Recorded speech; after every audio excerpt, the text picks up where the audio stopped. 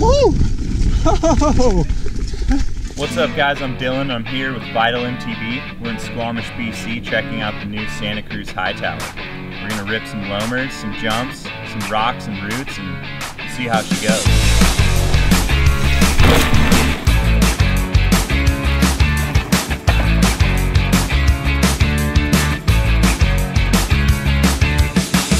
With loads of updates, the new Santa Cruz Hightower proves to be a killer all-around trail weapon. Some riders, especially those who were really pushing the limits of the Hightower, felt that the previous version was a bit too much of a dad bike. Santa Cruz made sure to shed the dad bod on the new Hightower's geometry, bringing a fresh, modern, and new cool guy attitude to the bike. When looking at the complete package, you'll quickly notice the modernized lower link VPP design that we have seen on most of Santa Cruz's new bikes. Along with the suspension platform update, the Hightower carries over nearly identical geometry traits from its monster truck cousin, the Mega Tower. Compared to the previous version, the new Hightower is long, with almost a complete size up and reach across the board. For example, what was a large Hightower before is now comparable to a medium with a 450mm reach. With only a 0.2 degree steeper head angle than the Mega Tower, the updated Hightower sees nearly a 2 degree slacker head tube angle than the previous version. Similar to the Mega Tower, the new Hightower now features adjustable geometry with a high-low flip chip in the lower shock mount. Flipping the chip allows riders to raise the bottom bracket up 4mm from the low to the high setting based on preference, or to accommodate a 27.5 by 2.8 plus tire. Flipping the chip also steepens the head angle by about 0.3 degrees. Similar to the Mega Tower, keeping the bike in the low setting will also provide a slightly more progressive leverage curve, giving riders another way to fine-tune their suspension. Another major update to the Hightower geometry is the nearly 3 degree steeper effective C-tube angle. This allows riders to get more over the top of the pedals and the front end for a more comfortable climbing position. One interesting feature that was introduced with the Mega Tower but notably left out on the Hightower was the ability to adjust the chainstay length by 10mm with a flip chip that was located in the rear axle.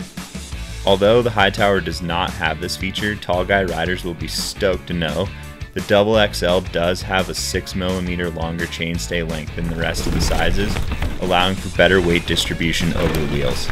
Heading out into the loamy goodness of the surrounding Squamish area, the first thing that really stood out to me was the added reach length. It took just a bit of extra effort to get the front end up at first, but over the following couple of days, the maneuver became second nature again. As a tall guy, I didn't even think twice about the added length to the wheelbase in the tight climbing switchbacks. Both of these factors, however, did translate to a very stable ride quality on the descent. Over a couple of days of riding, the balance between stability and maneuverability grew on me. In some of the rockier bits, especially the steep roll-ins with random roots in the middle, the updated lower link design smoothed out some of the funkiness and hang-ups I've previously experienced with VPP designs. Initially starting with the bike around 32% sag, I found it to be a bit too planted, and I was even nabbing my pedals here and there in some of the rocky technical climbing bits. It took just a couple of tries with more pressure and a click or two of rebound damping adjustment to fine-tune the balance between a well-tracking, planted, yet lively rear end. That balance for me ended up being around the 28% sag range. With just a touch more pressure and the bike in the low and more progressive setting, the Hightower confidently managed some of the impressively steep, challenging terrain with massive holes here in Squamish. The bike rode well outside its comfort zone, eating up everything I threw at it. For a bike that managed some of the rowdier trails in Squamish, I was always pleasantly surprised turning it around to climb back up for more. The almost 3 degree steeper C-tube angle balanced out the longer front end really well. The climbing position was comfortable over the top of the pedals, essentially driving the bike up the climb instead of hanging off the back like a passenger. On the gas, the lower link design maintained the climbing prowess VPP is known for, and the Hightower was surprisingly snappy and maneuverable for a bike in this travel range.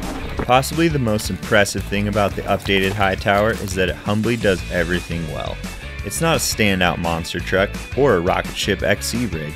It's a workhorse that gets all the jobs done and even has a little left in the tank for some extra party at the end of the day. It's a bike of minimal compromise for both shredders and modern dads. Interested in learning more about the new Hightower? Navigate your clicker over to vitalmtb.com or santacruzbicycles.com to learn more.